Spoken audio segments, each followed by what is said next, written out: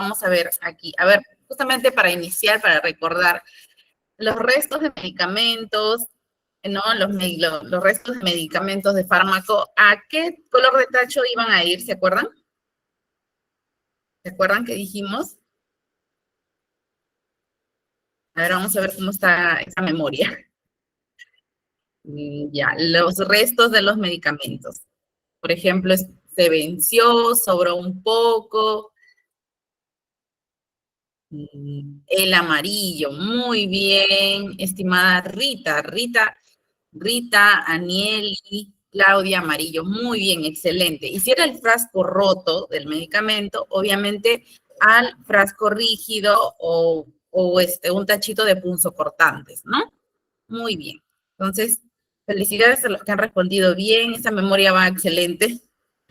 Ya, entonces voy a presentar la diapositiva y vamos a ir viendo el tema, ¿sí? Bueno, en principios farmacológicos es el tema número 2 del curso de inyectoterapia. Un ratito, ya voy acá a poner una pausa. Listo, ahora sí. Bien. En el tema de farmacológico, nosotros vamos a tener el objetivo de la sesión para el día de hoy, que es básicamente que ustedes, participantes, puedan conocer cuáles son esos aspectos generales a tener en cuenta, ¿no? Sobre los principios farmacológicos y puedan comprender cómo estos se van a relacionar a la inyectoterapia, es decir, al curso que ustedes están llevando, ¿no? Que estamos, bueno, ya hoy día en la segunda sesión. Por otro lado, vamos a iniciar con la definición del término, ¿no? Es decir, ¿qué significa farmacología o qué es farmacología? Muchos lo conocemos o lo asociamos a fármaco, ¿no? A medicina, a medicamentos, a tratamiento, lo podemos asociar la palabra. Sin embargo, la farmacología es una ciencia, ¿no? Es una rama de las ciencias médicas que estudia cuáles son esas propiedades, ¿no? Y efectos que tienen los fármacos y sus interacciones entre compuestos químicos de nuestro organismo. Entonces, vamos a traducir eso, digamos así. Básicamente estudia la interacción entre nuestro organismo y el fármaco. Es decir, cómo ese fármaco va a generar reacciones, ¿no? En mi cuerpo, ¿sí? Obviamente a nivel químico, ¿no? Sino que lo estoy diciendo en términos generales, pero obviamente todo esto sucede a nivel químico, de sustancias químicas que produce nuestro cuerpo y las cuales van a producir un cambio a raíz de esta interacción con este fármaco, que a su vez tiene un principio activo, ¿no? Entonces, ¿se entendió hasta allí qué es la farmacología? ¿Sí? La farmacología es una ciencia, una rama de las ciencias médicas que estudia las propiedades y efectos de los fármacos en el cuerpo o en el organismo, así. Para resumirlo, muy bien. Solo Silvia se te voy a decir sí. ¿Sí? ¿Se entendió? Sí. Siempre relacionenlo a fármaco, ¿no? Farmacología viene de fármaco, lo que el fármaco hace o produce en mi cuerpo, nada más. Así de sencillo. Entonces, si ustedes, ¿cómo lo relacionamos con la inyectoterapia? Porque básicamente el medicamento o los medicamentos, si son compuestos, que nosotros administremos a nuestro paciente, ¿no? Porque es un fármaco, obviamente en vía intramuscular, endovenosa, etcétera, va a generar una reacción en mi paciente. Eso es lo que quiero que comprendan, ¿no? Entonces, esto estudia la farmacología, lo que va a reaccionar, cómo va a reaccionar. Muy bien. Bien, entonces, continuando, los conceptos básicos también, por otro lado, tenemos el fármaco, ¿no? El fármaco es básicamente esa sustancia química la cual voy a administrar en un organismo, en mi paciente, ¿no? Y va a inducir una respuesta. Por ejemplo, si el fármaco es un analgésico, ¿no? Por ejemplo, en analgésicos antiinflamatorios tenemos, a ver, diclofenaco, tenemos metamizol, también es un analgésico, bueno, también antipirético y otras propiedades, ¿no? Pero ya, entonces, el analgésico, ¿qué va a producir? ¿Qué respuesta espero yo? Para hacerlo más común, cuando ustedes toman un paracetamol, ¿por qué lo hacen? ¿Para qué toman el paracetamol? Ejemplo. Ya, muy bien, para calmar. ¿Qué quiero Para calmar? evitar el dolor.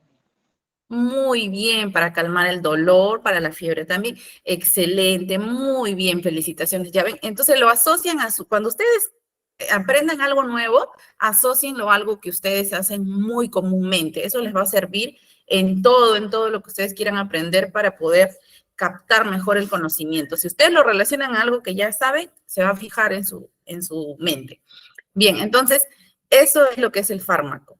El fármaco es la sustancia, que en este caso, por ejemplo, un paracetamol, un diclofenaco intramuscular, un metamizol intramuscular, espera una respuesta, ¿no? Y la respuesta es, en el caso del analgésico, ¿no? Obviamente, calmar el dolor, disminuir el dolor, ¿no? Eliminar el dolor, dependiendo si el dolor es leve, moderado, severo. Si fuera un antipirético, yo les he hecho una olla de cabezas y de quedada. No, si todo es que le escucha la boca. Ayer, no, que se desatan, va natural sí, a María, botar todo. Es una maldita, es.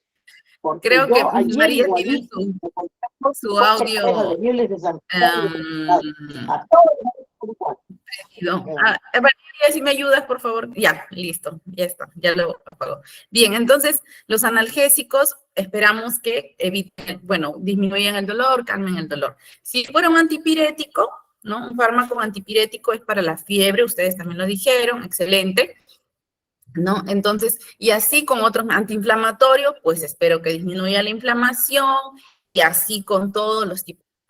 Lo que esperamos es que induzcan una respuesta esperada. Nada más que eso, sencillo así, ¿no? Luego, en las indicaciones terapéuticas, ¿qué es una indicación terapéutica? Básicamente es la aplicación médica que tiene el fármaco, es decir, sí, el diclofenaco incluso, estimada Hilda, hay estudios que revelan que tiene más poder antipirético que el mismo paracetamol, te diré. Pero son estudios recientes, ¿no? Entonces como que la gente todavía no se ha, como que te digo, familiarizado con eso, porque básicamente cuando uno tiene fiebre, paracetamol, ¿no? Pero el diclofenaco tiene también bastante poder antipirético, antiinflamatorio y analgésico. ¿No? Pero son, como te digo, son estudios recientes y como que la gente no está tan acostumbrada, digamos así, porque el diclofenaco también hay en pastillas, sino que más se conoce en su presentación de ampolla, ¿no? Para intramuscular. Bien. Por otro lado, tenemos que la indicación terapéutica es la aplicación médica que tiene el fármaco, es lo que les decía, ¿no? La indicación es para qué sirve ese medicamento. Y así podemos volver a citar otros medicamentos, ¿no? Por ejemplo, la orfenadrina es un relajante muscular que también se utiliza muy a menudo.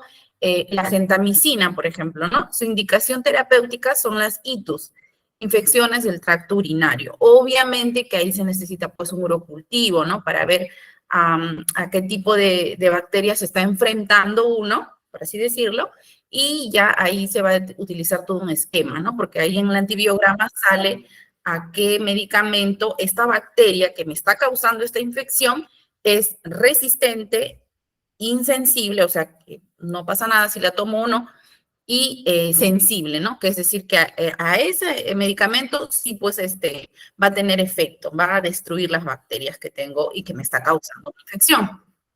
Entonces, esa es la aplicación médica que tiene el efecto. La indicación terapéutica es para qué sirve ese medicamento. Nada más. Así de sencillo. Por ejemplo, tengo una gripe. ¿Qué tomo para la gripe? Su paracetamol o otros de repente su ibuprofeno o ya en marca si desean también, ¿no? Los nombres comerciales. Los efectos adversos van a ser aquellas manifestaciones clínicas, es decir, de signos, de síntomas, a consecuencia del medicamento, ¿no? Puede ser también, los efectos adversos lo vamos a ver también más abajito, más adelante, que pueden ser de diferentes formas, o sea, no siempre lo va a causar el medicamento en sí, sino puede ser la interacción entre medicamentos. Ejemplo, a ver, hay medicamentos que no se pueden tomar junto con alimentos, ¿no? Bueno, los orales, obviamente. Por ejemplo, a ver, hay medicamentos como el omeprazol, que son, bueno, de repente ustedes lo conocen, es para la gastritis, que debe tomarse en ayunas, por lo menos media hora, 45 minutos antes de las comidas, ¿no? Entonces, si nosotros lo tomamos muy bien, la levotiroxina también se toma en ayuno, incluso hasta de 2 horas, ¿no? Entonces, sí, ese medicamento es el de la tiroides, estimada María, la levotiroxina, ¿no? 75, 100, 100, ya de presentaciones comerciales. Entonces, estos medicamentos no producen daño en sí, sino que a veces por la interacción, ¿no? Con alimentos, con otros medicamentos, etcétera. Entonces, esos efectos adversos, esos, digamos, esas consecuencias o esos síntomas que me generan, ¿no? Por ejemplo, hay medicamentos que pueden causar náuseas, como el dimenhidrinato. Ejemplo, el dimenhidrinato endovenoso se coloca para casos de hiperemesis gravídica, casos de vómitos, náuseas, pero que no sean por operación. Para la operación se utiliza metoclopramida, también endovenoso, pero en el caso del dimenhidrinato, Gravol también, ¿no? Se llama Gravicol, varios nombres. Si nosotros lo colocamos muy rápido, va a inducir al vómito. O sea, va a hacer el efecto contrario al que nosotros esperamos, ¿no? Porque le estamos colocando para evitar que vomite. Pero si la velocidad es demasiado, puede vomitar, ¿no? Y lo otro es que si lo colocamos, si la persona come, o sea, por ejemplo, no, yo me confío y digo, bueno, ya le puse a mi familiar, a mi paciente, ya le puse su dimenhidrinato endovenoso y pasan 5 minutos y yo le doy, porque lógicamente el paciente cuando vomita pues tiene hambre, ¿no? Es lógico. Entonces le doy a de comer algo, inmediatamente lo va a vomitar, porque debo esperar por lo menos de 30 minutos a 60 minutos después de haberle colocado venoso, intramuscular, porque también se coloca, o vía oral, para recién darle un alimento, que por lo general tiene que ser un líquido, ¿no? Para probar tolerancia oral.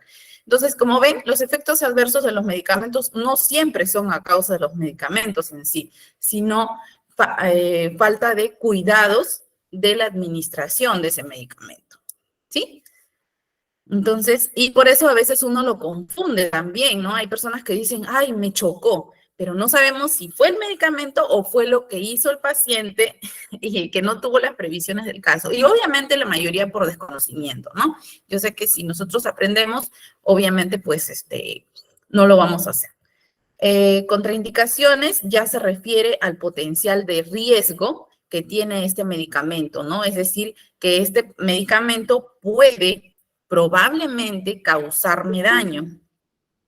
Y esto va a depender ya de varias razones, ¿no? Puede ser el grupo etario, es decir, hay fármacos que no se deben administrar en ciertas edades. Por ejemplo, un medicamento que es oral, pero endovenoso también, intramuscular, la clorfenamina es un medicamento que no se debería administrar a niños menores de 2 años. Es más, ni siquiera lo digo yo, es el mismo empaque. Aunque eso va a depender también de las industrias farmacológicas, ¿no? Porque hay, pues, industrias que, no sé, remueven, como que adecúan, ¿no? Todo lo que es la estructura molecular del medicamento y lo adaptan al grupo etario y otra no. Entonces es importante también, nuevamente ahí les reitero, al igual que en la clase pasada, que tenemos que ver siempre la receta y traten de ver siempre el inserto del medicamento. Claro, sí, la clorfenamina es para reacciones alérgicas, también para rinorreas, que es todos los efectos en sí de la alergia, ¿no? Puede ser rash cutáneo, o sea, como que máculas, puede ser picaduras de insectos, una alergia por alimentaria, que no se agrave, por supuesto, por si no al hospital. No se debería aplicar en niños porque induce la producción de una contrahormona que se llama histidina. La histamina es la que nos hace, pues, tener todos estos síntomas de la alergia, ¿no? O de la gripe, parecido cuando tenemos rinorrea, que es decir, que hay salida, pues, de mucosidad por la nariz, que nos caen los ojos, o, por ejemplo, congestión nasal, congestión de las vías aéreas, etcétera, rash cutáneo. Todos esos síntomas de la alergia son producidas a causa de esta hormona. Entonces, si le damos a un niño, los niños no tienen valores adecuados a ciertas hormonas, ¿no? Entonces, por eso está prohibido, digamos, en ese grupo etario. Pero como te digo, hay que leer siempre el inserto de los medicamentos, ya que cada industria farmacológica o empresa, por así decirlo, hacen una reorganización de la estructura molecular del medicamento y los vuelven un poco más amigables, por así decirlo, con el grupo etario al que va fijado, ¿no? Bien, por ejemplo, también otro grupo etario vulnerable son las gestantes, los adultos mayores también, los pacientes que ya toman, dice. Por lo mismo, estimada, la loratadina, a ver qué más, ahí tenemos la ceridicina, etcétera, son medicamentos, claro, sí, son contraindicaciones del medicamento, así es, sí, igual ahí está, son contraindicaciones. La loratadina, ¿qué más tenemos? Cetiricina, todos esos medicamentos básicamente son por esquemas, ¿no? El primer nivel, el segundo nivel, pero todos son para tratar ese tipo de signos y síntomas, ¿no? Luego, las modificaciones en el efecto de un medicamento, consecuencia, lo que se decía, ¿no? Las interacciones también entre medicamentos.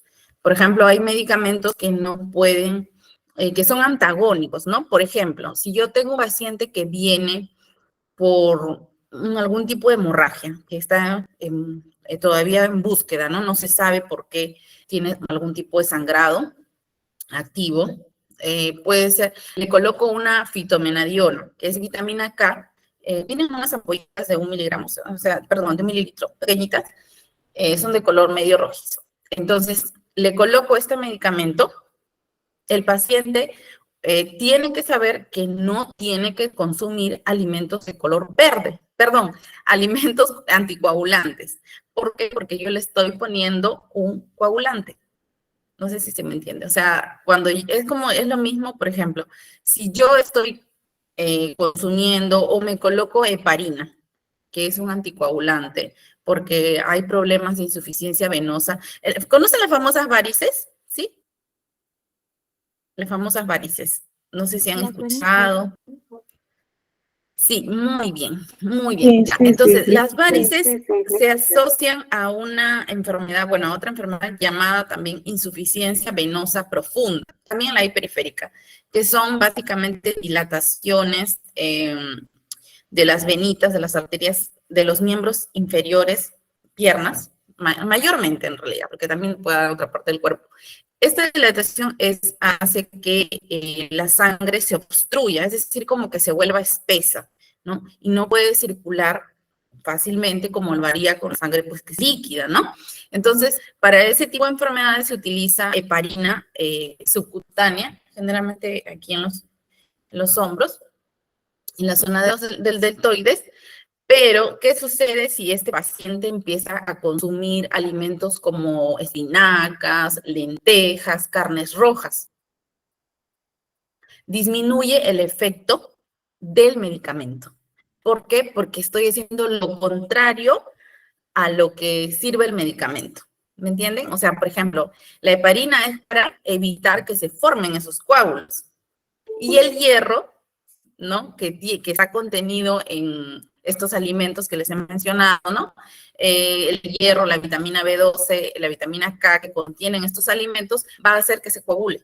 ¿Entienden? O sea, es como que uno viene a hacer el trabajo y el otro viene a deshacer el trabajo. Entonces, por eso es que se dan las contraindicaciones, ¿no? De alimentos, de fármacos, de estado del paciente también, ¿no? Porque ahí vemos, por ejemplo, hay pacientes que usan vancomicina, ¿no? En algunos tipos de cánceres, leucemia, por ejemplo.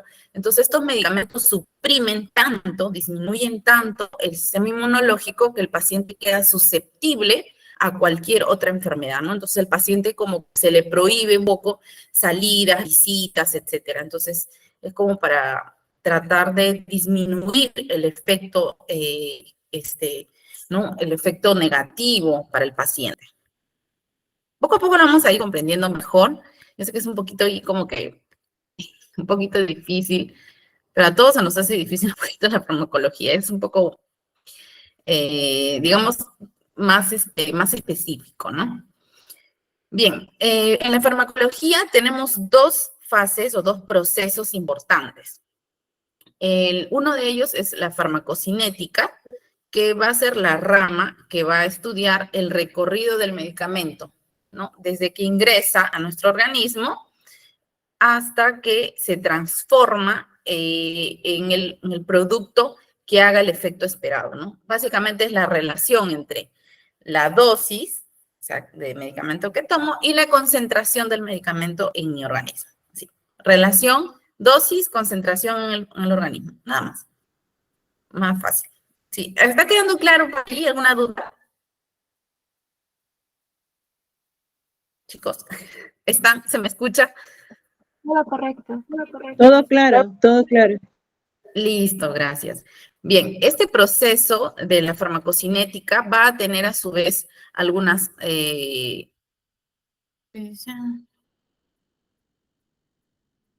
muy bien, claro.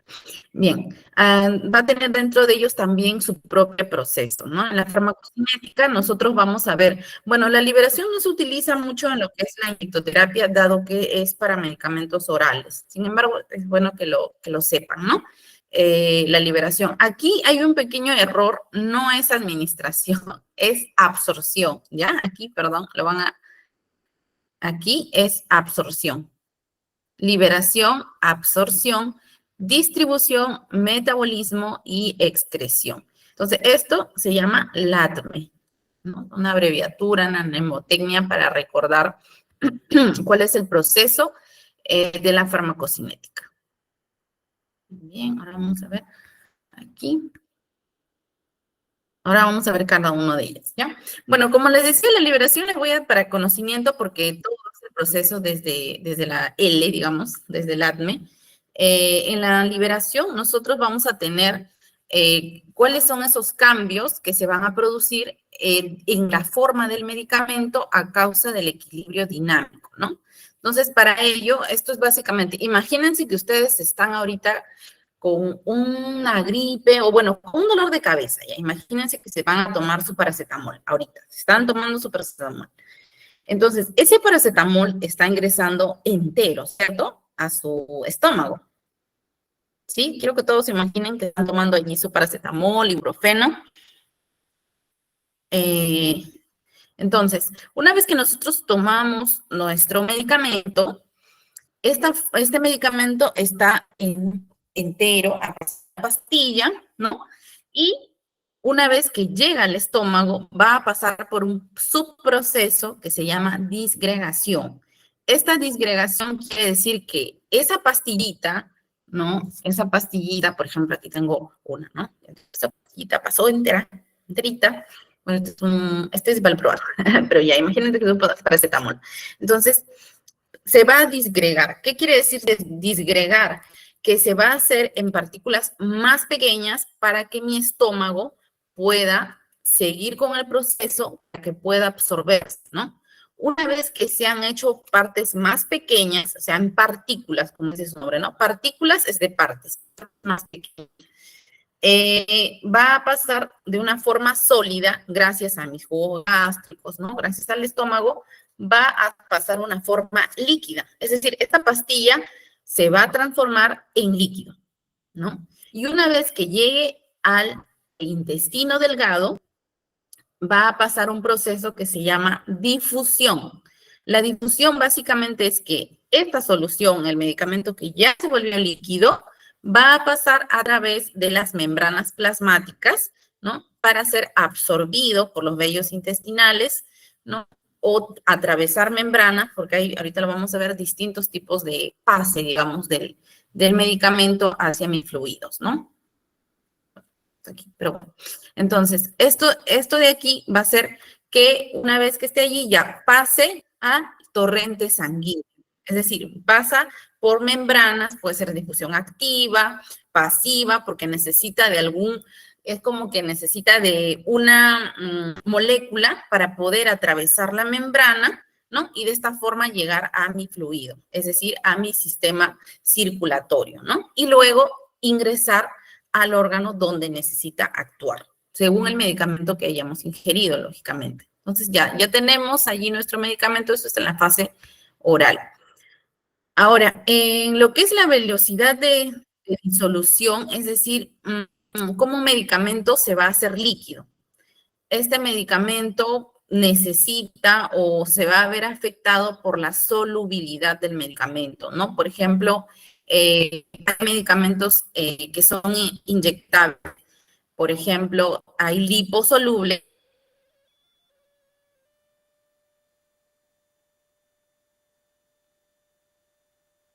Solubles.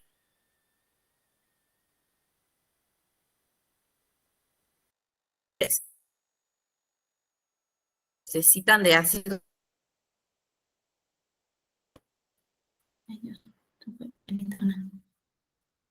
Estas moléculas van a ser, por ejemplo, los medicamentos que son liposolubles tienden a absorberse más rápido. Sí, exacto, estimada Claudia. También así es, ¿no? Todo esto es relativo, ya que cada persona es muy diferente de acuerdo al grupo etario, de acuerdo a nuestra condición genética, biológica, bien, ¿no? Varón, mujer, va a variar todo el proceso de la farmacología, es decir, no siempre va a estar, pues, ahí, no es la regla general para todos. Bien, eso es en cuanto a la solubilidad. También al tamaño de las partículas, ¿no? Por ejemplo, allí, por ejemplo, es muy importante mantener en caso de personas que ingieren muchos medicamentos, tener un sistema digestivo con un tránsito adecuado, con los vellos intestinales adecuados, ya que si ingerimos demasiados medicamentos, estos pueden irritar las paredes del estómago y también las paredes de los intestinos, ¿no? Sobre todo el intestino delgado, que es donde hace pues todo lo que es la absorción.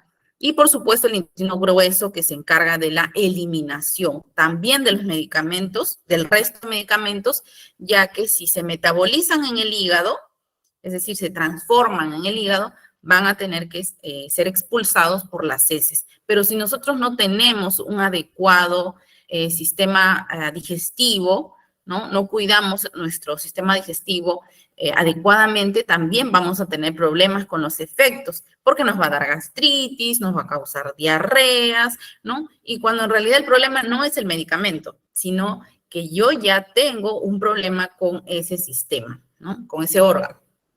Entonces, por ahí creo que vean que hay que estar también bastante cuidando nuestro cuerpo, como bien lo decía acá nuestra estimada, es bastante importante cada persona, ¿no? Bien, el tamaño de las partículas, la temperatura también puede hacer que haya una mayor o menor velocidad, ¿no? Por ejemplo, hay medicamentos que necesitan estar en refrigeración. Por ejemplo, la insulina, antes de ser usada, necesita mantenerse en refrigeración, ¿no? Para su administración. Igual las vacunas, por ejemplo, ¿no? Las vacunas necesitan estar en su cadena de frío en un rango, ¿no? De -8, de 0 a -8, pero generalmente están en 2, ¿no? Para mantenerse inocuas y evitar también daño, ¿no? A las personas que se lo coloquen. La agitación también, porque hay medicamentos que requieren, pues, de restitución y siempre es importante evitar que haya, pues, cambios, ¿no? En lo que es su consistencia. Ahora vamos a ver aquí un ratito. Como les decía, en la fase de absorción, es decir, cuando el medicamento, por la vía que haya entrado, ejemplo, si entró por la vía oral, ¿qué dije que tiene que ser primero mi pastilla? Empieza con la L. Disgregación. Muy bien, disgregarse. Eso pertenece a la fase que empieza con la L. Liberación. Tiene que liberar. Liberación. Muy bien, Jessica, así es, la liberación, ¿no? Entonces, una vez que ya se liberó, ya se hizo una sustancia líquida, va a pasar a la fase de absorción.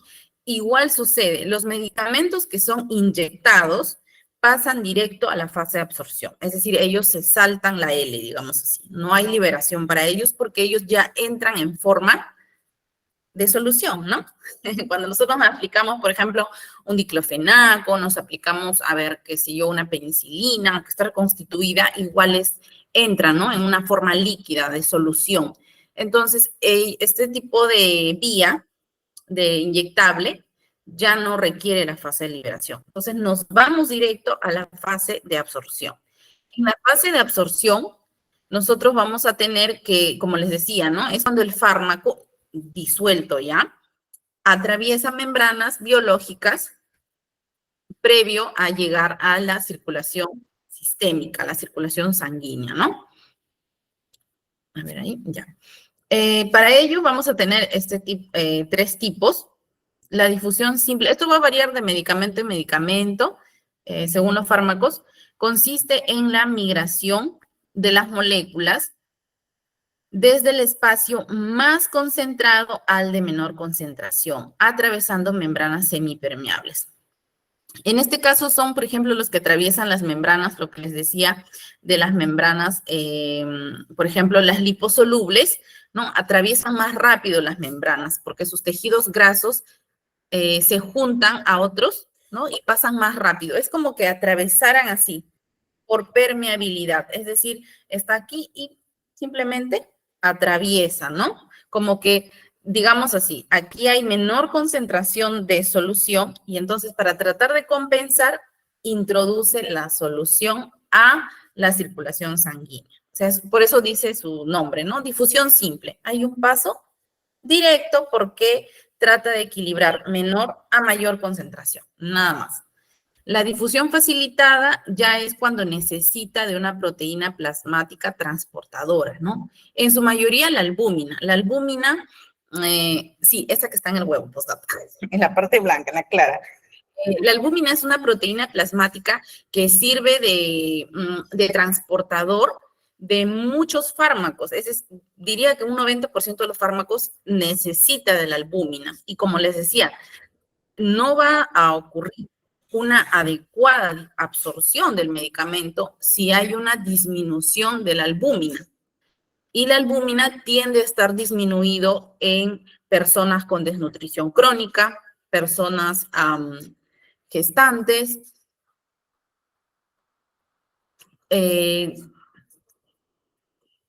también tenemos a los adultos mayores, perdón, hijito, ya, hijito. ¿No? Entonces, en este tipo de personas nosotros vamos a tener los niveles de albúmina disminuidos, ¿no? Y con ello su absorción puede variar también. En el transporte activo, ya nosotros tenemos cuando se produce la sustancia de forma opuesta a la gradiente, ¿no?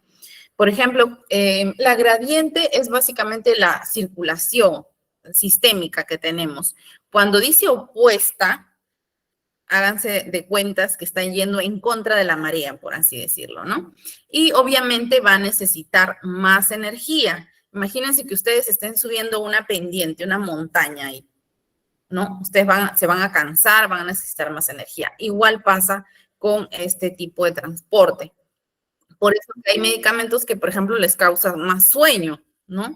Porque necesita más ATP, ¿no? Las células de las moléculas de energía para poder absorber el medicamento. Y ustedes, lógicamente, van a tener más sueño, cansancio, a diferencia de que si está a nivel de la gradiente, es decir, va con la corriente, necesita menos energía y por lo tanto, no va a haber tantos síntomas como falta de energía o cansancio, ¿no? Eso va a depender, como les digo, de cada medicamento y de cada persona también, cómo estamos nuestro organismo, ¿no? La endocitosis y la exocitosis también es otro tipo dentro de la difusión activa, del transporte activo, porque aquí, como les decía, ¿no? Las partes introducidas por las moléculas, acuérdense siempre, endo es de dentro y exo de fuera. Entonces, básicamente es que la membrana utiliza a una molécula para llegar a otra. Una vez dentro, se separan nuevamente. Por eso es como que utiliza a la molécula solo para ingresar. Una vez dentro, se libera, se separa, ¿no? Se desprende la membrana transportadora para incorporarse al citoplasma de la circulación sistémica, ¿no?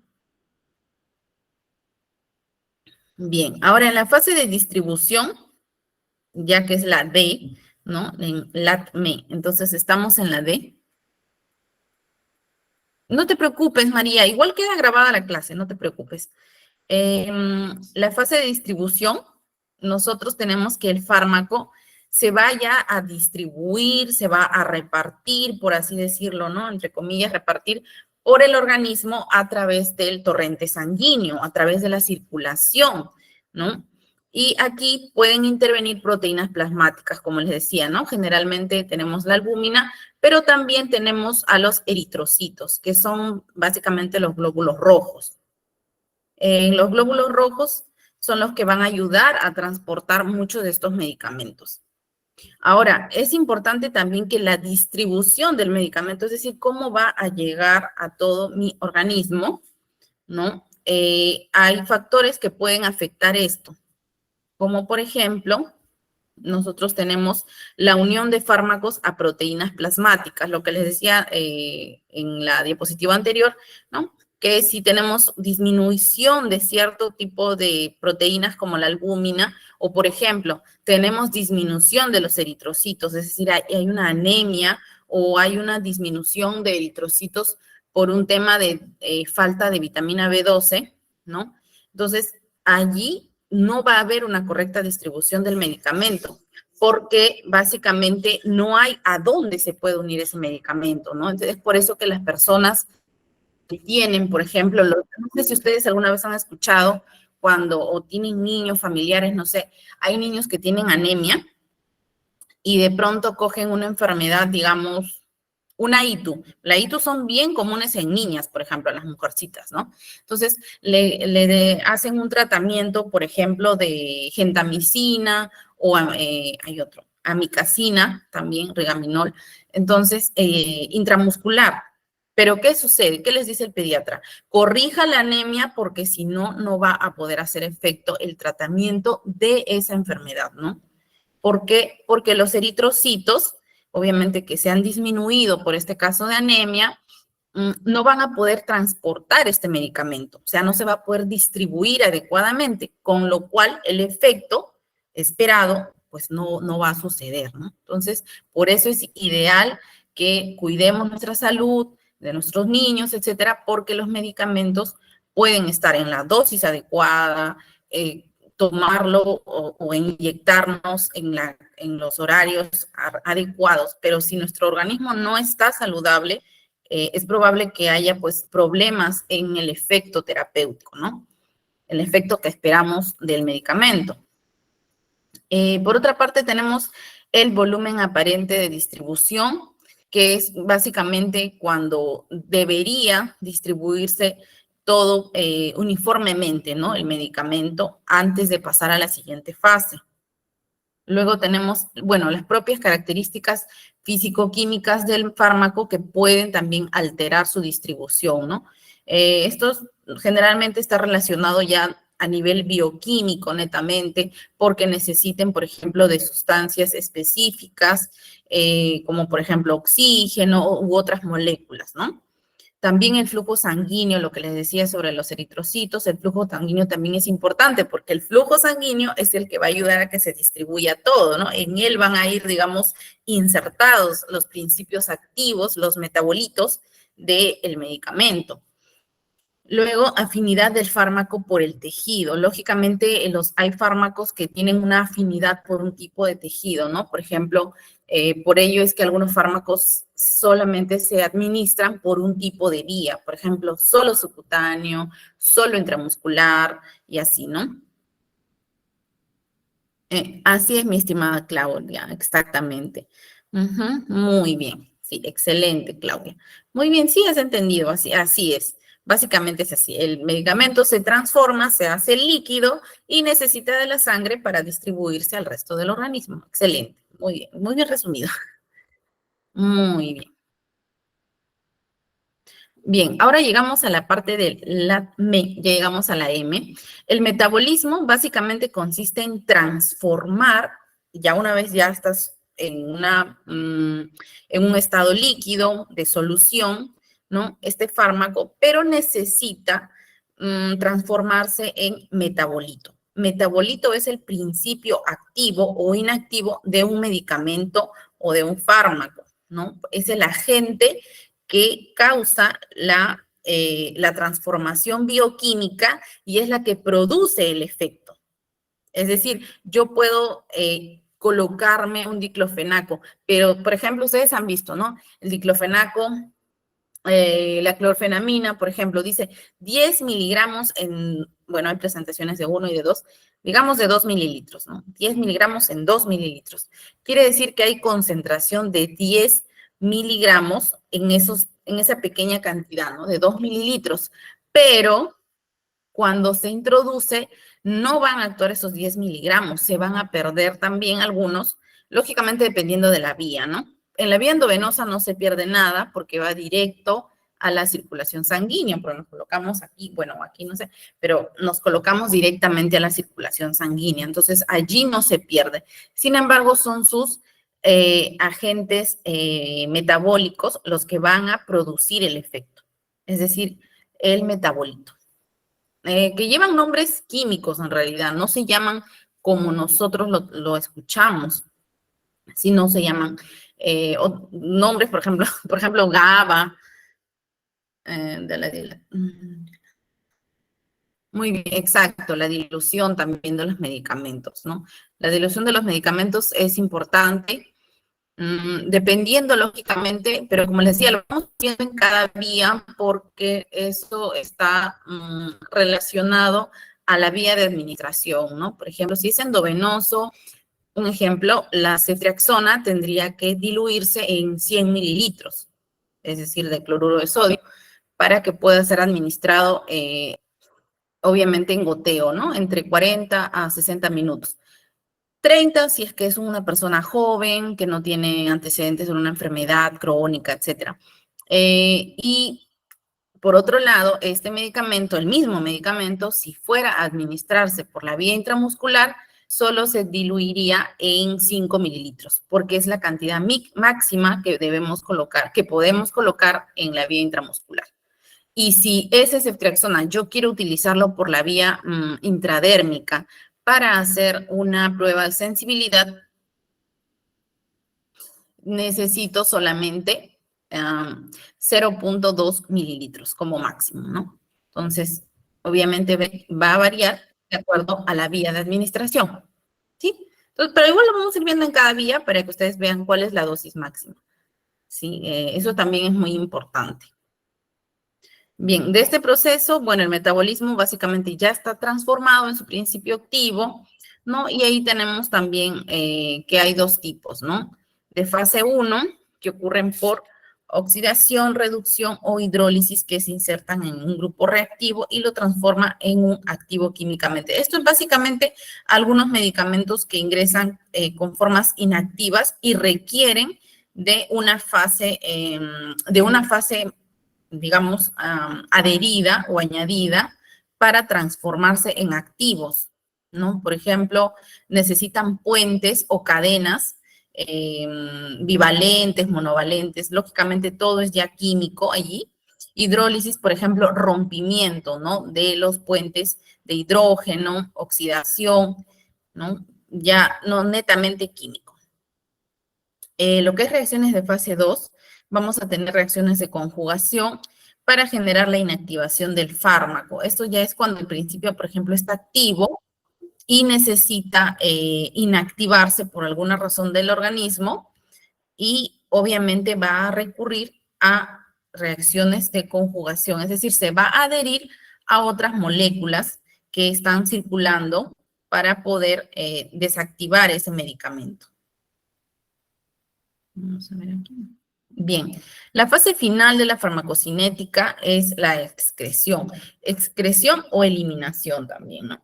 Esta eliminación se refiere al, como dice su nombre, ¿no? Excretar el medicamento, eliminarlo, pero ya de forma inactivada, es decir, que este medicamento ya no va a tener efecto, ¿no? Es decir, que ya el medicamento ya se usó, por así decirlo. Entonces, lo que vamos a eliminar son los metabolitos inactivos que ya no producen efecto del organismo hacia el exterior. Las principales vías siempre, pues, ¿no? Vamos a tener la orina. En caso de la bilis, va a ser en las heces.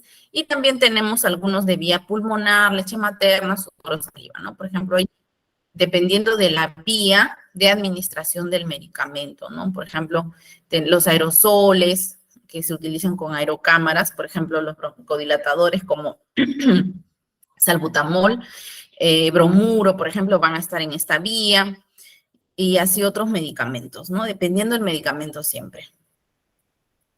Por ejemplo, los antirretrovirales en los pacientes con VIH les prohíben, por ejemplo, las mamás, ¿no? Dar leche materna porque estos antirretrovirales inactivados van a ser excretados también por la leche materna.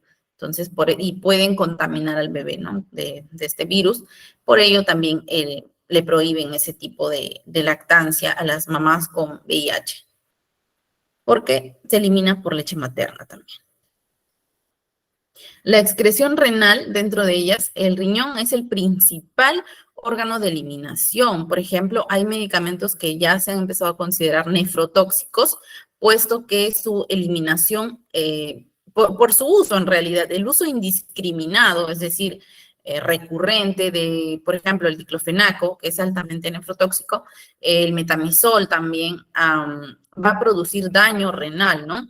Pero se va a eliminar a través de este órgano mediante filtración glomerular y la secreción tubular, que son básicamente los canales de los riñones para poder eliminar a través de la orina.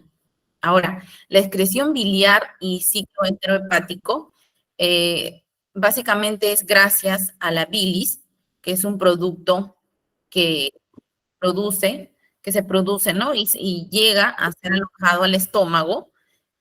A través de todo el intestino, lógicamente va a viajar a través del intestino delgado, intestino grueso, donde va a ser ya netamente la eliminación. A través de las heces, lógicamente, van a ser los de alto peso molecular, es decir, los que no han podido transformarse por completo en unas partículas pequeñitas como para salir, digamos, por la orina. Así que requieren, como son más sólidas, por así decirlo, entre comillas, necesitan una evacuación con unos conductos, pues, de mayor tamaño, ¿no? Como los del sistema digestivo. Y bueno, en lo que es la leche materna, atraviesan el capilar sanguíneo de los canales lactóforos, ¿no? Que son los que producen la leche, galactóforos. Ya, entonces aquí, y como les decía, aquí básicamente están este tipo de medicamentos, ¿no? Los de antirretrovirales para el VIH.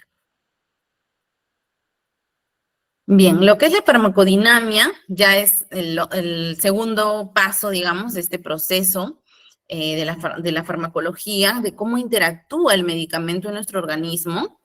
Es el estudio de las acciones y el efecto que tiene el fármaco sobre cada uno de los órganos, los aparatos y sistemas, así como el mecanismo de acción bioquímica que requiere, ¿no? Es decir, cómo impacta este medicamento, por ejemplo, en el estómago, cómo impacta en mi cerebro, cómo impacta en mis riñones, es decir, en el órgano in situ, ¿no?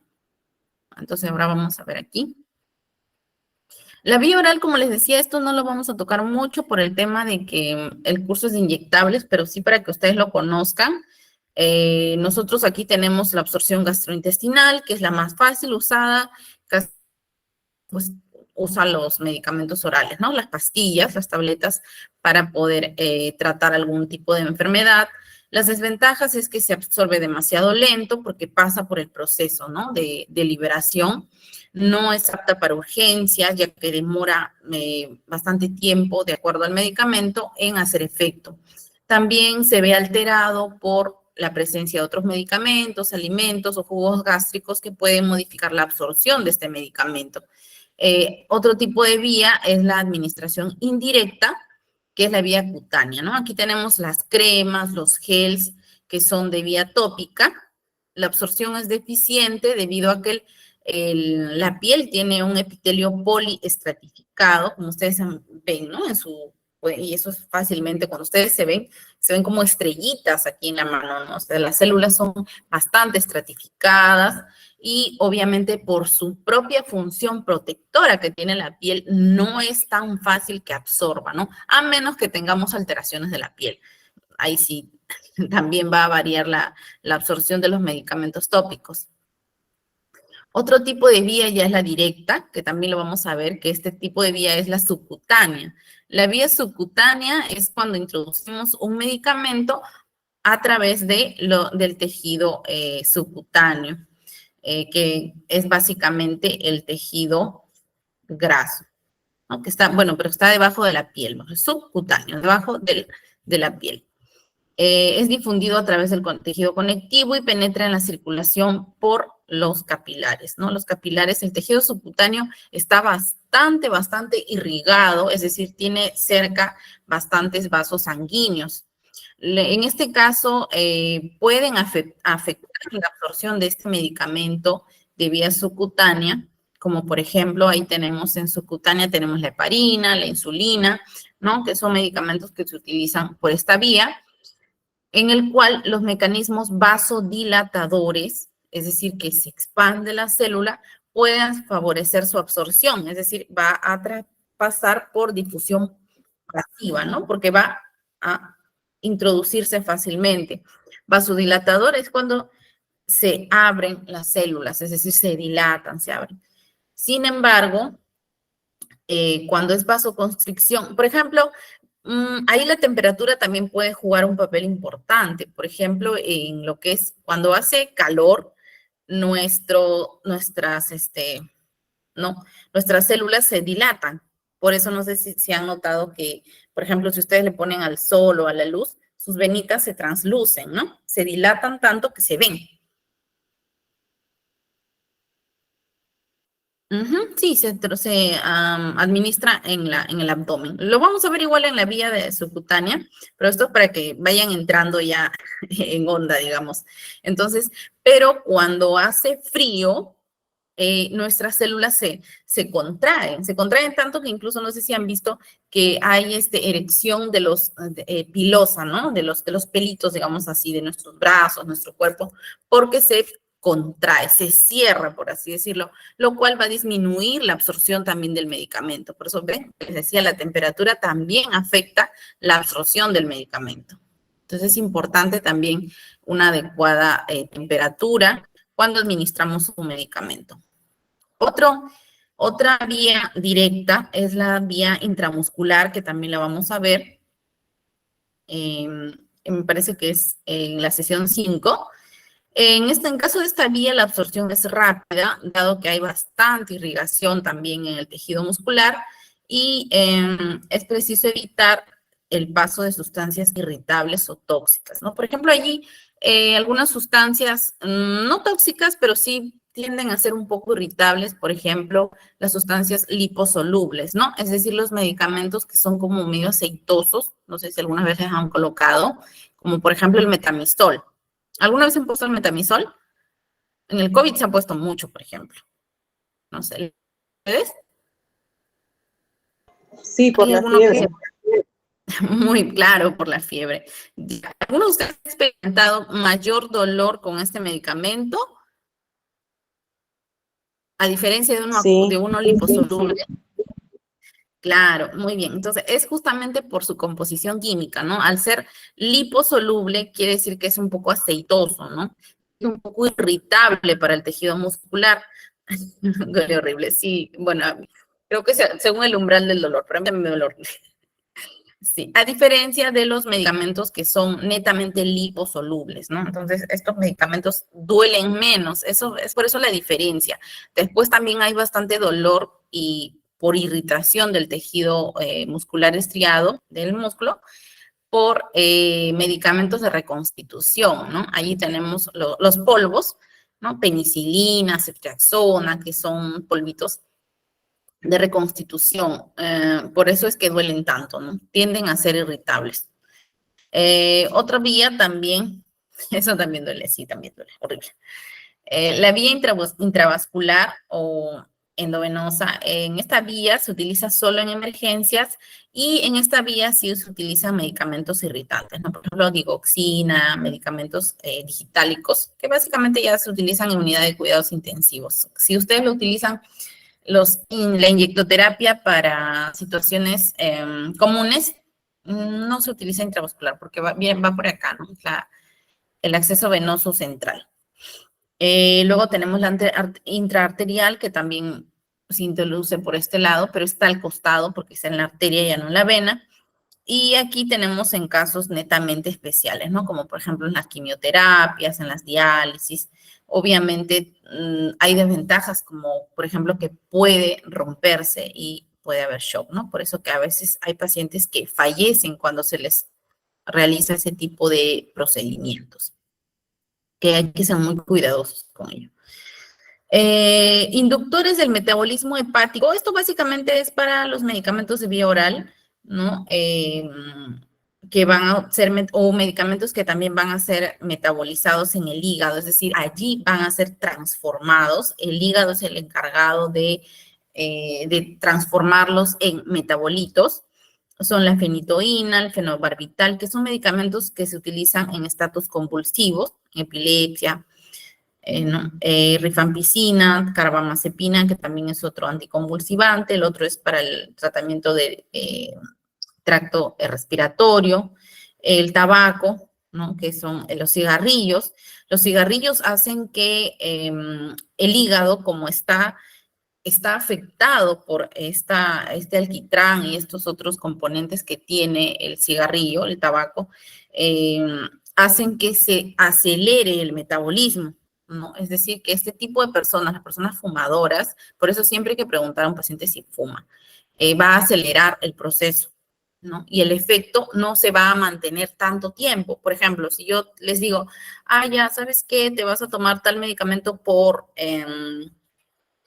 puede ser un paracetamol cada 8 horas, no va a durar las 8 horas, porque va a inducir a que el proceso sea más rápido. Por lo tanto, el efecto termine antes, ¿no? Ahora, inhibidor quiere decir que disminuye el trabajo del hígado, la cimetidina, ¿no? El ketoconazol, que son medicamentos básicamente para afecciones cutáneas, la eritromicina, que lo utilizamos también en afecciones cutáneas, respiratorias, ácido valproico, que también es un anticonvulsivante, también un estabilizador del ánimo, ¿no? Bastante utilizado en psiquiatría. Ahora, lo del otro grupo, ¿se acuerdan que veíamos, no? De las contraindicaciones, uno de los grupos importantes es los adultos mayores, que si ustedes se ponen a analizar un poquito, es el grupo etario que más medicamentos utiliza o son los que más recurren a los establecimientos de salud para realizarse sus tratamientos. Aunque ahorita ya están seguidos del grupo etario adulto, que son de 30 a 59 años, ¿no? Por los estilos de vida inadecuados y todo eso. Y estamos ya allí, ya como los adultos mayores. En este caso, en los adultos mayores va a haber todo un cambio, no solamente a nivel físico, es decir, no solamente las canas, las arrugas, no, el lentecimiento de la marcha, sino también internamente en el organismo van a haber cambios a nivel molecular incluso. Como les decía, ¿no? Y con esto van a aumentar la posibilidad de que haya reacciones adversas de los medicamentos. Por ejemplo, en los adultos mayores, cuando inician tratamientos antibióticos, en ellos hay que manejar siempre la hemoglobina, puesto que hay medicamentos que pueden inducir anemia.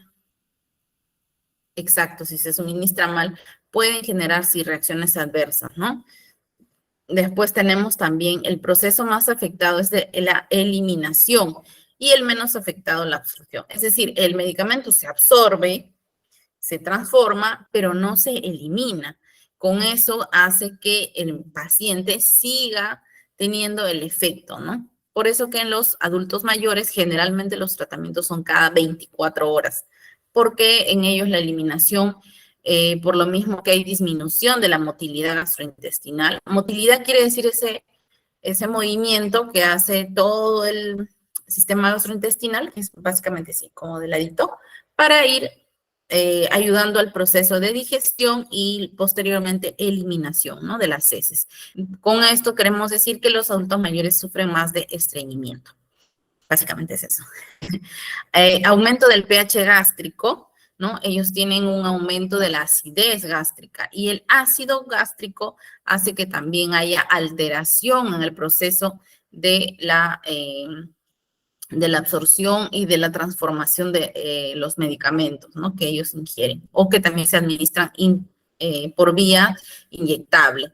La disminución del flujo intestinal, sanguíneo e intramuscular, hay disminución de la masa muscular, ¿no? En cuanto a la distribución, la masa muscular, el agua corporal también disminuye, como les decíamos, ¿no? Hay medicamentos que necesitan de puentes de hidrógeno, moléculas de agua, y al estar disminuido esto en un adulto mayor por lo menos solo tienen alrededor de entre 50 y 70% de agua, ¿no? A diferencia de un recién nacido que tiene 90%. Y un adulto que tenemos nosotros, por ejemplo, yo tengo 30 y casi 32 años, que tenemos 80%, ¿no? Entonces en ellos está bastante disminuida. En caso de los adultos mayores, para el estreñimiento, bueno, generalmente usamos lactulosa, que es un medicamento bastante inocuo con ellos, dependiendo, pero también se puede utilizar, pueden acudir a lo que son el cambio en el estilo de vida, es decir, si el adulto mayor todavía puede caminar, lo que más se sugiere es que haga actividad física, ¿no? Que pueda caminar por lo menos unos 20 minutos, 20, 30 minutos, y eso también les va a ayudar bastante. O que hagan movimientos que ayuden también a la parte abdominal, ¿no? Como por ejemplo pequeñas sentadillas, que eleven sus piernas arriba de la zona abdominal, que los bajen, obviamente dependiendo de la persona, ¿no? Si el paciente puede. O también le pueden ayudar ustedes si son sus familiares. Como a los niñitos, ¿ven? A los niñitos les movemos pues los piecitos hacia arriba, aplastando el abdomen, y hacia abajo, y ellos pueden eliminar los platos o gases. Y posteriormente ya también ellos pueden tener una motilidad gastrointestinal adecuada, ¿no? El otro es la distribución, el aumento de la grasa corporal también. Eso es muy importante, ya que los adultos mayores disminuye la masa muscular, pero la grasa se mantiene, ¿no? La grasa corporal, los rollitos, por así decirlo. Entonces, estas grasas también a veces impiden un correcto, por ejemplo, cuando vamos a colocar un medicamento intramuscular a una persona mayor, hay que ver el tejido muscular y también la grasa, porque esto puede impedir la absorción adecuada del medicamento que ustedes le van a inyectar. Pero eso lo vamos a ir viendo también en cada, ¿cómo se llama? Vía de administración. Bien, los fármacos en el embarazo. El embarazo también las embarazadas o las gestantes también son otro grupo. ¿Por qué hay disminución de la masa muscular? Muy buena pregunta, mi estimada Felicia. Bien, la masa muscular, como ustedes saben, es el tejido, lo que forma la carne, por así decirlo. Y en los pacientes adultos mayores, hay varias teorías o varios factores que alteran, ¿no? Pero por lo general van a ser la disminución de proteínas. Las proteínas son son las que van a iniciar el proceso de transformarse en masa muscular. Las proteínas cumplen función, de crecimiento en cuestión de los niños, regeneradora en cuestión de enfermedades y de reconstrucción, ¿no? O de formación de masa muscular. Entonces, en los adultos mayores peruanos, por ejemplo, hay mayor índice de sarcopenia. Sarcopenia es disminución de la masa muscular. ¿Por qué? Por la idiosincrasia de las personas. Me gusta saltar un poquito del tema, pero para que lo sepan. Para que lo sepamos todos tenemos adultos mayores en casa y en algún momento lo vamos a hacer.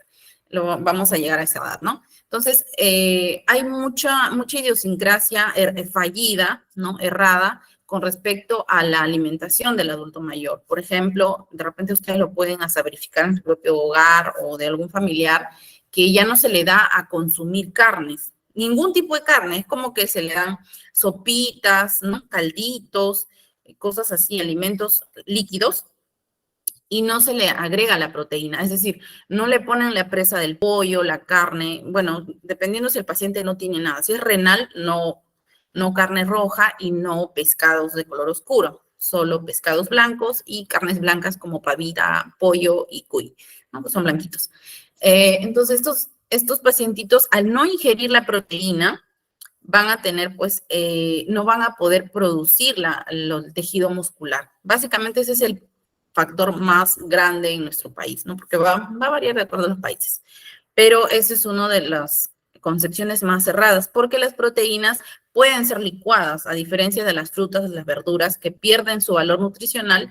Las proteínas son un tipo de alimento que puede resistir al ser licuado, al ser destruido, ¿no? Sus cadenitas, porque sus cadenitas son más fuertes, tienen mayor cantidad de carbohidrato, de carbono, ¿no? Entonces, es importante que ustedes, si cuando tienen familiares, fomenten que se introduzca alimentos cárnicos, huevos también, huevos, leche, si no le afecta al adulto mayor, para que disminuyan esa probabilidad de la masa muscular, que es importante, ¿no? Para ellos. Además que la masa muscular ayuda o interviene en el equilibrio. Por eso que hay muchos adultos mayores que no se caen porque no vean, se caen porque no tienen masa muscular. La masa muscular le da el equilibrio al sistema esquelético.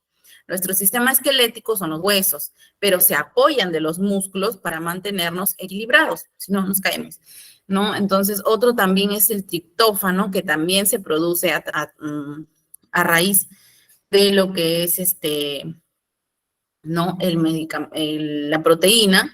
El triptófano es un predecesor o antecesor de la hormona de la melatonina, que ayuda al sueño. Entonces, ya ven, todo está conectado, ¿verdad? Uy, si nos ponemos a hablar de química, acá vamos a terminar otro año, no sé. Pero bien, en lo que es para las varices, los medicamentos van a depender si es un estado reagudizado de las varices venosas. Lógicamente se utilizan los inyectables por algún tiempo, porque estas enfermedades tienden a ser crónicas, ¿no? También algunas son operables, pero la mayoría no. Y pueden tener episodios, ¿no? Si se reagudizan, van a tener el tratamiento inyectable por un tiempo, dependiendo del paciente, puede ser 3, 6 meses, más o menos, y luego, posteriormente, ya regresar o retomar el tratamiento con tabletas orales, ¿no? Medicamentos orales, pastillas. En lo que es gestante vamos a tener las categorías de fármacos A, B, C, D. En E puede ser E o X también algunas veces. Los fármacos seguros. Casi ningún tipo de médico, o sea, mejor dicho, ningún medicamento está en el rubro de la A, porque casi ningún medicamento puede prevenir, pues, pasar la barrera placentaria, ¿no?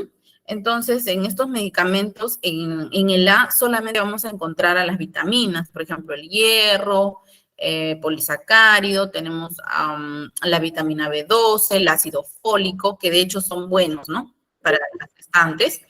En lo que es poco riesgo, vamos a tener medicamentos como, por ejemplo, allí algunos medicamentos antibióticos, ¿no? Que no sé si alguna vez han estado gestando o tienen un familiar. Aquí están los medicamentos como la cefuroxima, la gentamicina, este tipo de medicamentos. Paracetamol. Paracetamol tiende a estar incluso entre la B y la C, ¿no? Luego en la C tenemos, por ejemplo, dimidrinato, que se utiliza para las náuseas, ¿no? Pero es como que riesgo-beneficio. En la D hay riesgo fetal confirmado. Aquí tenemos, por ejemplo, valproato. Generalmente estos son los medicamentos en la D, los medicamentos para el cáncer, medicamentos para el VIH, medicamentos para tuberculosis. O sea, todos los que supriman el sistema inmunológico van a estar en este grupo, ¿no? Porque lógicamente también pueden hacer que bacterias, virus, bacterias, pues atraviesen la barrera placentaria. Claro, allí también exactamente. Los ansiolíticos, algunos están entre la C y la D. Los medicamentos también que son utilizados en psiquiatría, ¿no? Como por ejemplo los anticonvulsivantes, ansiolíticos, ¿qué otro tipo de medicamentos? No se me ocurre. Pero, por ejemplo, ¿no? Tenemos ahí Valprax, tenemos fenitoína, carbamazepina, clonazepam, diazepam. Estos medicamentos están entre la C y la D, algunos D, ¿no? Que presentan un riesgo. Y obviamente que si uno toma esos medicamentos y sale gestando, tenemos que ir pues a consultar. Porque obviamente si los necesito, ¿no? Allí ya se va a ver cuánto se necesita ese medicamento, pero porque tiene un riesgo para el bebé, ¿no? Y en contraindicado, allí sí, o sea, es decir, que de ninguna forma se debe consumir, son los medicamentos ya, como les decía, los que le suprimen ¿no? El sistema inmunológico, ¿no? Y bueno, obviamente aquí también están sustancias como el tabaco, el alcohol, drogas, catecolaminas y medicamentos que tengan asociación a anfetaminas, ¿no? Que también son tipos de drogas, opioides, por ejemplo, morfina, fentanilo, entonces están aquí, ¿no? En el riesgo E. Sí, entonces eso es un grupo etario bastante ¿cómo se dice?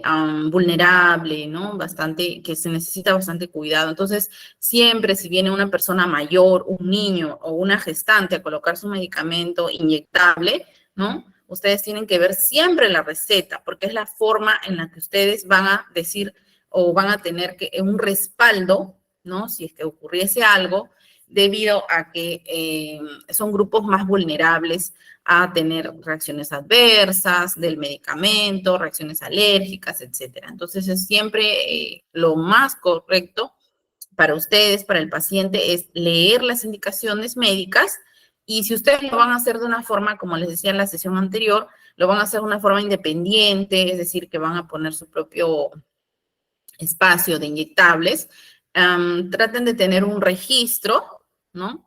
Pero igual les voy a ir siempre diciendo en cada clase, porque recordarles un registro en el que ustedes pues coloquen, ¿no? El nombre del paciente, el DNI, la edad, la condición. En la condición pueden colocar, ¿no? Gestante, niño, adulto mayor, paciente con COVID, no sé, se me ocurre, cosas así. Paciente con diabetes, paciente con hipertensión, o sea, que algo, una observación que hay de ese paciente, ¿no? Luego el medicamento que le han colocado. Sí, más o menos, como un pequeño registro, ¿no? Básicamente es, mi estimada Eli, para que ustedes tengan con qué sustentar, ¿no? Porque de verdad que con esto de los medicamentos a veces pueden surgir problemas que no son suyos, porque si ustedes cumplieron al pie de la letra la receta y tienen un registro que avala eso, entonces van a tener menos problemas, ¿no? Porque yo les digo, siempre hay pacientes y pacientes, de verdad, como en todo lugar, ¿no? Hay personas a veces que tratan de culpar a alguien o sacar algún tipo de provecho, de verdad hay que ser bien realistas en el medio en el que estamos, ¿no? Entonces, básicamente sí, estimada Eli, como una pequeña historia clínica, como si fuera una hojita, ¿no? Una hojita por cada paciente y van guardando ustedes. Sí, también algunos se automedican, entonces, y la receta tiene que ser actualizada, ¿no? Por ejemplo, estamos ahorita octubre de 2023 y te vienen ahí con la receta de mayo, imagínate. O sea, desde mayo no se ha colocado, ¿no? 1000 veces, no, señor, tienen que volver a que le den su receta actualizada, ¿no?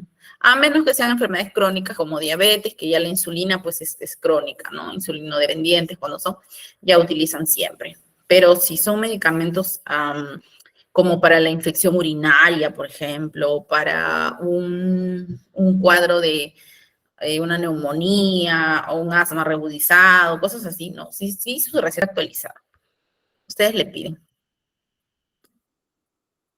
Aquí, por ejemplo, también tenemos algunas reacciones adversas más comunes de los fármacos que son derivadas, que básicamente son la sobredosificación. Eso también es importante en el grupo etario, ¿no? Por ejemplo, en los niños, también los adultos mayores. Hay adultos mayores que tienen el peso igual que el de un niño. Por ejemplo, yo tengo una paciente que tiene, ¿cuántos años tiene la señora? 92 años.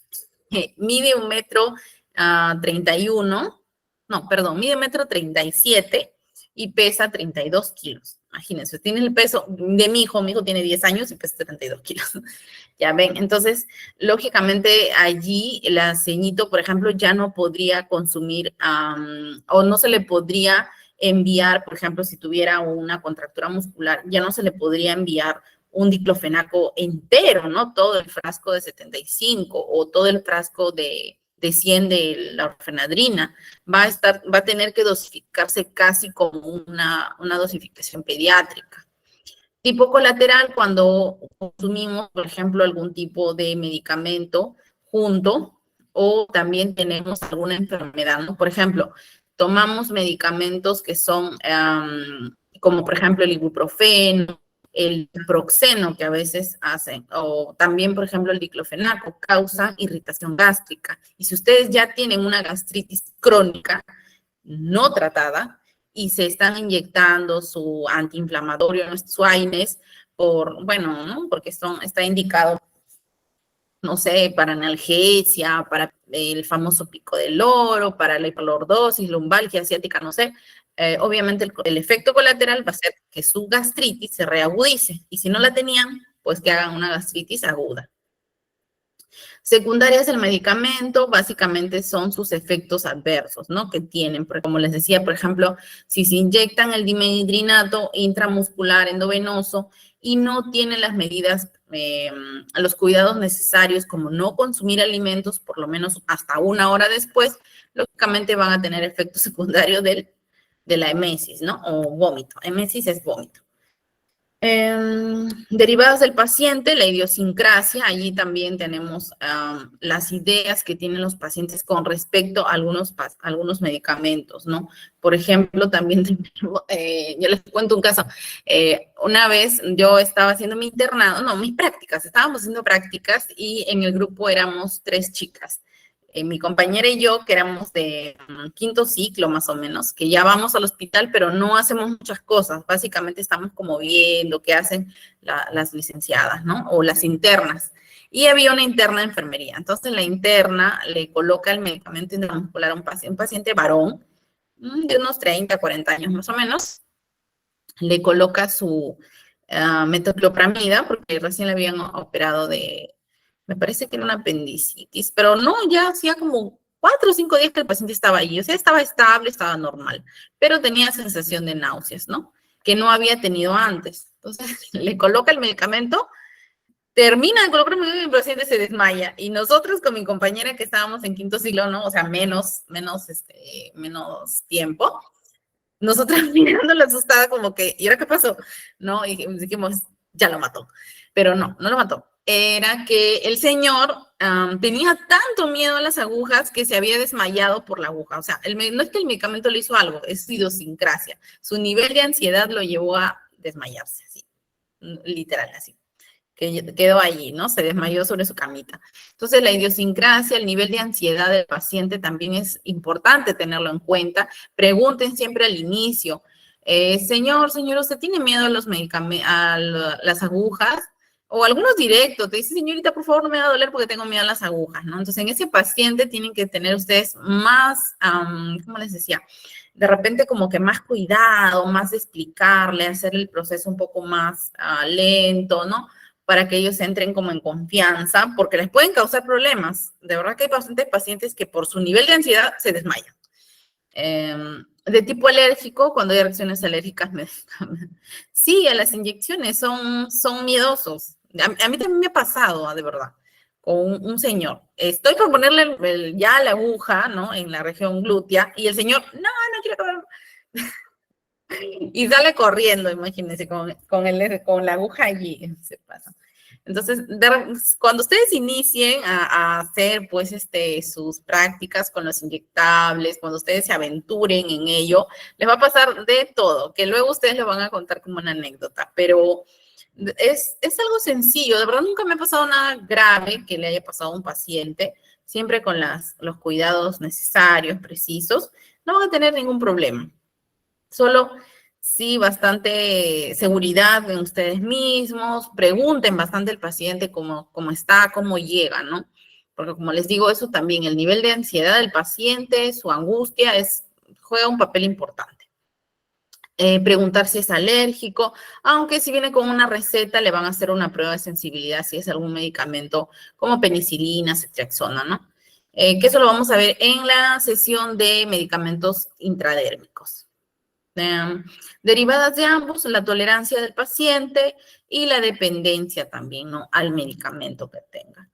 Es decir, si lo utiliza recurrentemente, ya como que el paciente también está, ¿cómo se dice?, adecuado, ¿no? A ese tipo de administración. Por ejemplo, la insulina, los pacientes lo utilizan por largos periodos, ¿no? Los tipo 1, de por vida, los tipo 2 por periodos, a menos que ya se hagan insulino requirientes.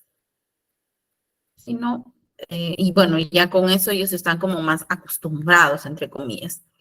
Bien, ¿tienen alguna duda? ¿Tienen alguna duda con respecto a lo que son los principios farmacológicos de los medicamentos?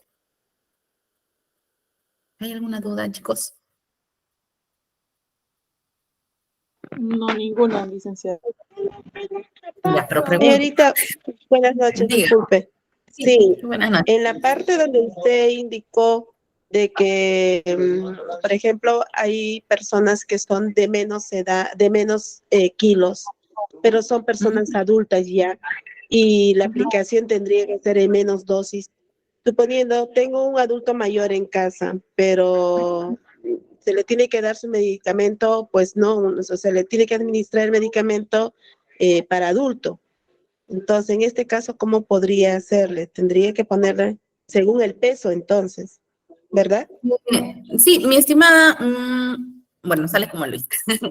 Sí, mi estimada, básicamente eso es para los medicamentos endovenosos de la vía inyectables, pero si son medicamentos orales que están ya, por ejemplo, si el paciente tiene, digamos, alguna enfermedad crónica, ¿no? Por ejemplo, diabetes, hipertensión, tiroides, problemas de la tiroides, entre otros, sí cumplen un esquema y generalmente el esquema ya está estandarizado, ¿no? Por ejemplo, si es losartán de 50, es de 50. Lo que hay que tener en cuenta con ellos son los efectos adversos de los medicamentos. Ejemplo, en caso de los antihipertensivos, pueden causar hipotensión ortostática. ¿Qué quiere decir? Que el paciente toma el medicamento y media hora por lo menos o a una hora, dependiendo del estado del paciente, no puede, por ejemplo, no es que no pueda totalmente, pero tiene que tener mucho cuidado con ir a cruzar la pista, subir escaleras.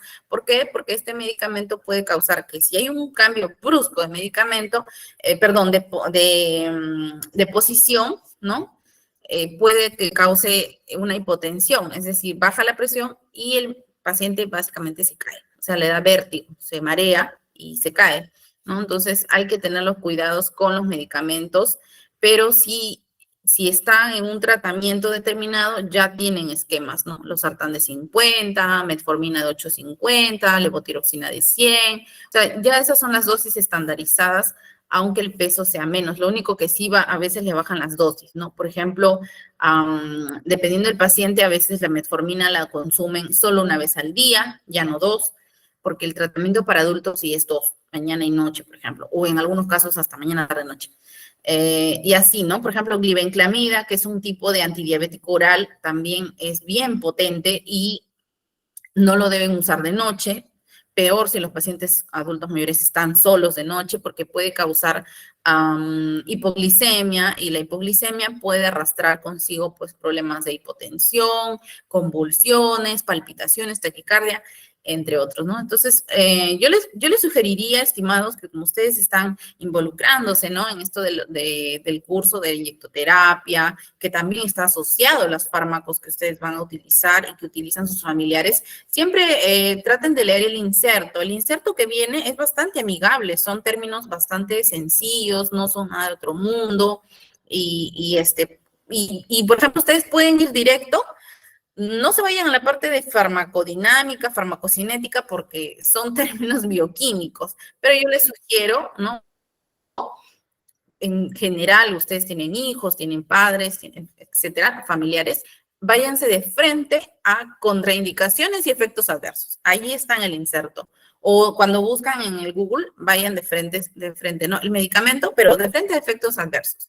Todo medicamento, en el Google está su prescripción, su posología se llama, ¿no? Para qué está indicado. Entonces, allí ustedes van a poder ver, ¿no? Por ejemplo, tener cuidado, caso de clorfenamina, por ejemplo, no se pueden hacer actividades que demanden concentración. Por ejemplo, manejar, estar en una pendiente, porque también causa somnolencia moderada, es decir, como una pequeña desorientación, que si el paciente requiere de concentración, de estar súper alerta, no lo va a estar y puede causar un accidente, ¿no? Entonces, pero no por el medicamento, sino por el cuidado que no tuvimos con el medicamento. Ejemplo, el diclofenaco. El diclofenaco en los adultos mayores tiene que ser colocado lento, porque si lo colocamos muy rápido, en ellos se va a absorber al toque. Y lo que va a pasar es que les va a dar vértigo. Es decir, ustedes terminan de colocarle y tienen que sentarse por lo menos 5 minutos. 5 a 10 minutos, incluso el adulto mayor. Si ustedes le dejan ir y cruza la pista, lo va a atropellar el carro. Y es en serio, porque absorben más rápido los medicamentos y el diclofenaco se absorbe a nivel del sistema nervioso central, es decir, que va directo al cerebro, ¿sí? Y en el cerebro es que hace que, ¿no? Ya obviamente hay netamente sustancias químicas, disminuyan el dolor. No es que va al lugar donde me duele, no, va al cerebro, no va al lugar donde me duele. Desde el cerebro se comanda a que ese nervio que está pues provocando la sensación de dolor disminuya, ¿no?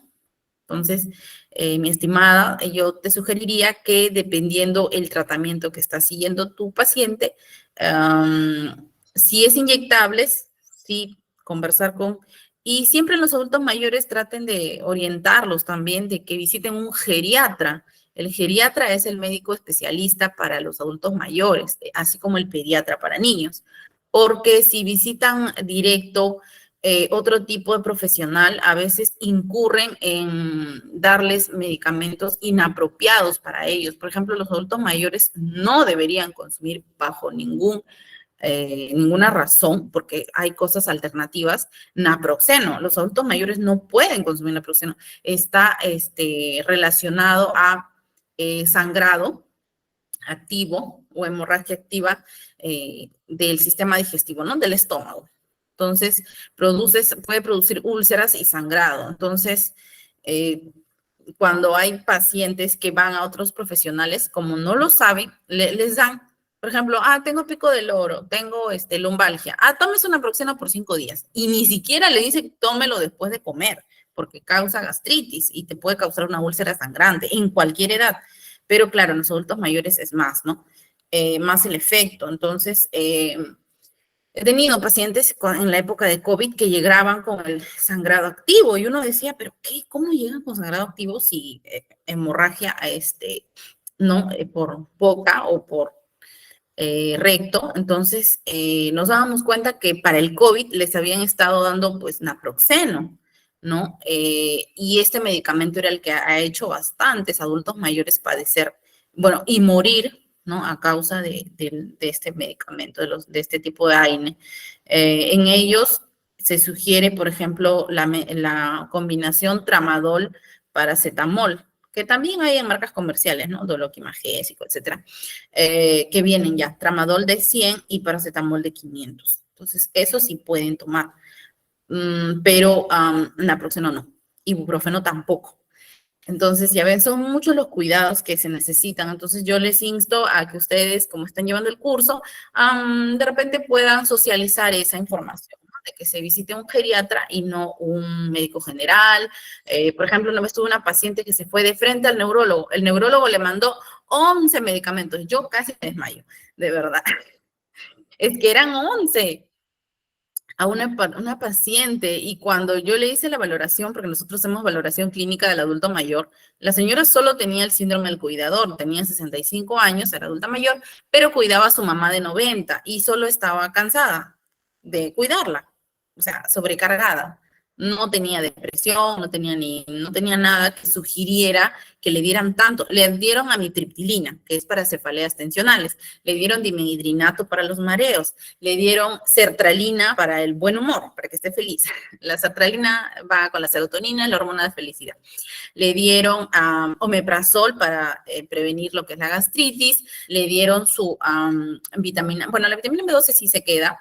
Luego le dieron paracetamol para el dolor de cabeza también, pero para el día, porque la amitriptilina le dan para la noche, porque también causa sueño. Y así, no sé, otros medicamentos. Pero la cosa es que le dieron 11. Yo casi muero, porque era demasiado. Entonces, busquen un geriatra si es caso de adultos mayores, porque tienen otro enfoque. Su enfoque es diferente al de un médico general, al de un médico neurólogo. Traten siempre de consultar a la par con un médico geriatra. Eso sería mi sugerencia en este tipo de pacientes. Yo siempre trato con ellos y son muy especiales. Especiales en el buen sentido, ¿no? De que ellos son más vulnerables. Bien, acá vamos a ver. Ya, ¿qué pasa si se inyecta más de 5 mililitros en un solo músculo? Bien, el músculo es un tejido y el tejido es el conjunto de células, ¿no? Entonces, entre célula, esta es una célula y esta es otra, hay un espacio que se llama espacio intercelular.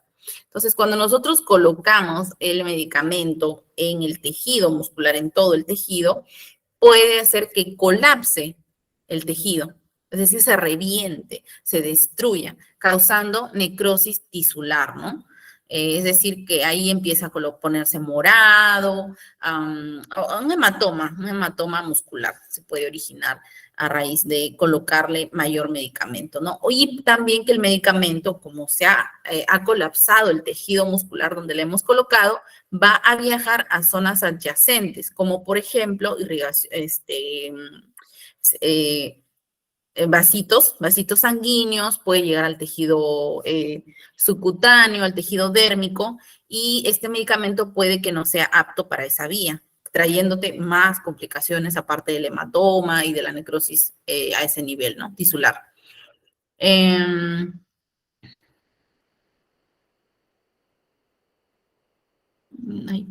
ratito, estoy viendo aquí. Un ratito ya. Voy a ver aquí lo que me están preguntando. Ya, se automedica.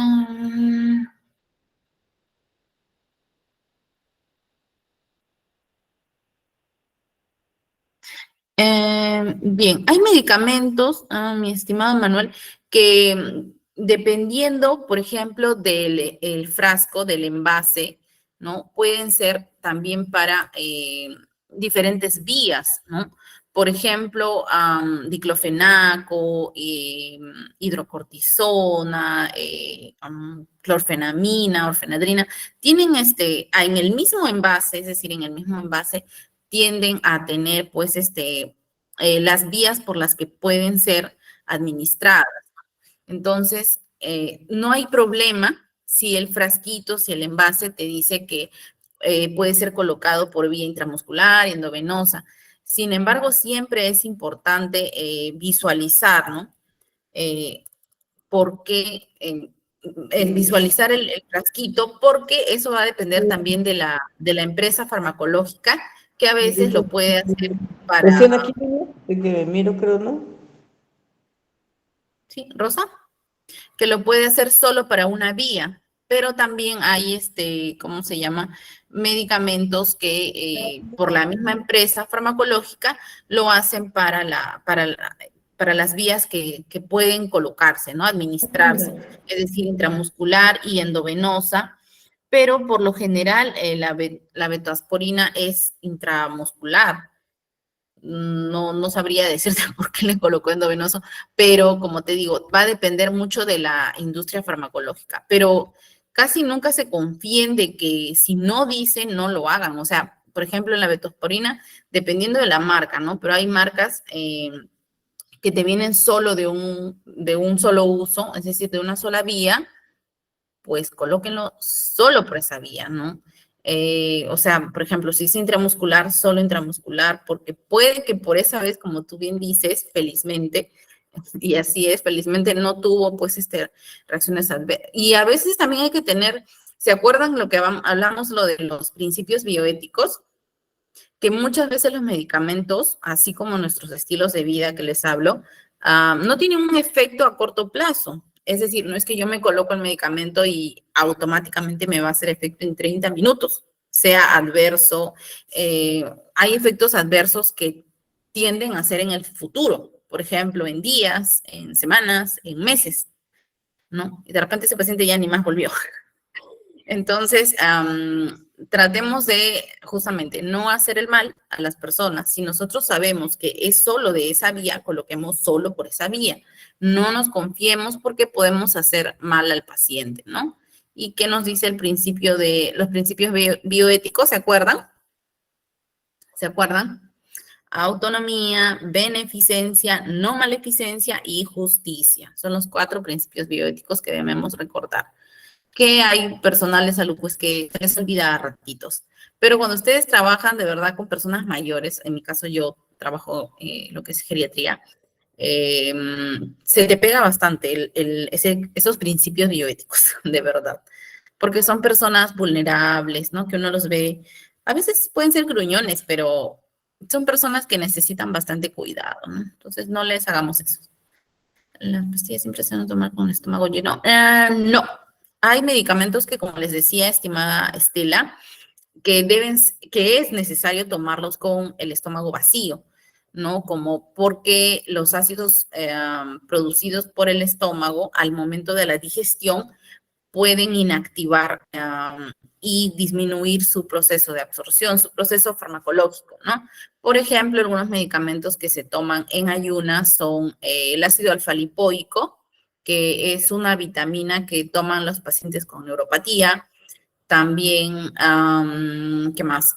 Por ejemplo, la levotiroxina en caso de pacientes con problemas de la tiroides, el omeprazol también se toma en ayunas, ¿no? Y hay medicamentos que no en ayunas, pero no se deberían tomar junto con alimentos, como por ejemplo los que producen tos, es decir, por ejemplo, los broncodilatadores, porque si uno recién ha comido y utilizas el broncodilatador, vas a tender a toser, ¿no? Entonces, puede surgir que el estómago, al momento de aplastar el diafragma para la tos, también salga contenido alimenticio y puedes producir una asfixia porque el contenido se vaya a la laringe, a los pulmones. Entonces, no es bueno.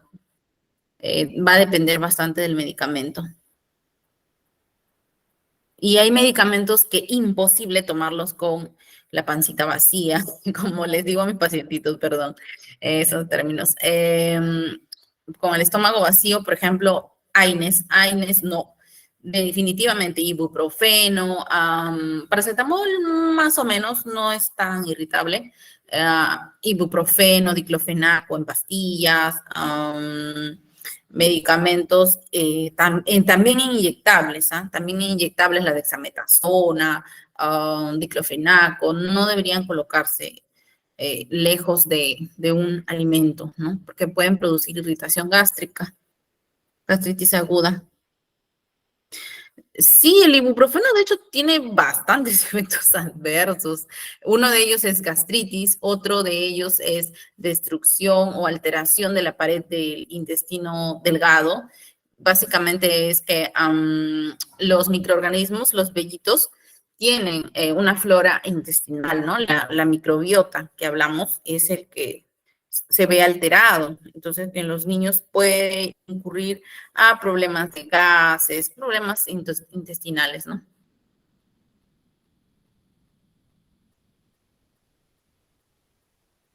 Sí, es muy importante, estimada Hilda.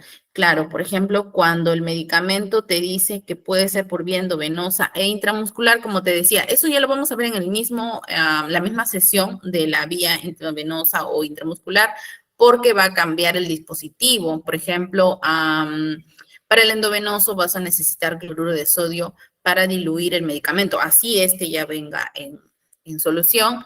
Y para la vía intramuscular vas a usar pues una jeringa común, que es la de 21 y la que viene con su propia jeringuita, ¿no? La aguja y viene con su propia jeringa. En cambio, en lo que es endovenoso ya vas a utilizar otros dispositivos, ¿no?